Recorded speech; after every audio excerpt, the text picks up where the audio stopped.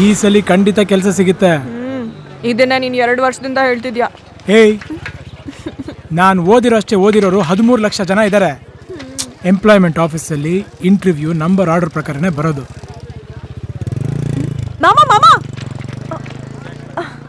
ಸ್ವಲ್ಪ ದುಡ್ಡು ಕೊಟ್ಬಿಟ್ಟು ನೀನ್ ನಂಬರ್ ಮುಂದೆ ತರ್ಬೋದಲ್ಲ. ನಮ್ದು ರಾಜಮಾರ್ಗ, ನೋ ಶಾರ್ಟ್ ಕಟ್. ಹಾಗಾದ್ರೆ ಹಣ ಇಲ್ದಿರೋನ್ ಏನ್ ಮಾಡ್ತಾನೆ?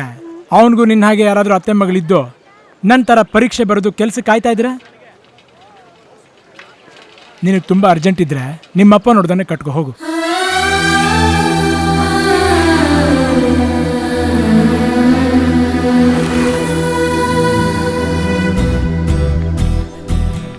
ಯಾಕೆ ಓದ್ಕೊಂಡಿದ್ಯಾ? ಸರಿ ಬಾ ಹೋಗು. ಲೇ, ಈ ಪರೀಕ್ಷೆನೆಲ್ಲ ಬರೀತಿರೋದು ನಿನಗೋಸ್ಕರ ತಾನೆ? ಒಂದು ಸ್ವಂತ ಅಂಗಡಿ ಇಟ್ಕೊಂಡ್ರೆ 1000 ಗಟ್ಲೆ ಸಂಪಾದಿಸ್ತೀನಿ. ಆದ್ರೆ ನಿಮ್ಮ ಅಪ್ಪ ಕೇಳಬೇಕಲ್ಲ.